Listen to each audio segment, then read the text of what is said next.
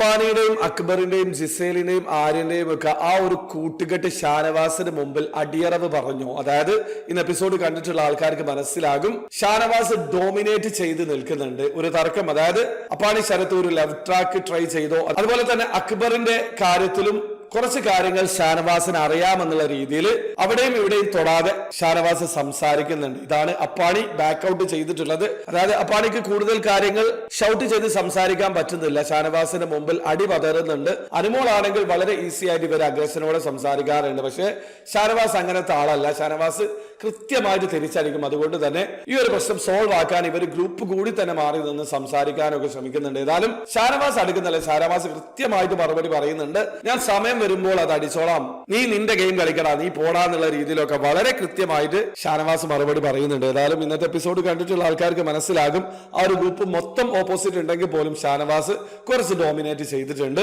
ഒരുപക്ഷെ ഇനി അങ്ങോട്ടുള്ള ദിവസങ്ങളിൽ ഷാനവാസ് ഒരു വലിയ ഗെയിം കളിച്ചുകൊണ്ട് തന്നെ ബിഗ് ബോസ് സീസൺ 7 ഡോമിനേറ്റ് ചെയ്യാനുള്ള സാധ്യതയുണ്ട്. നിങ്ങൾക്ക് എന്താണ് തോന്നിയത്?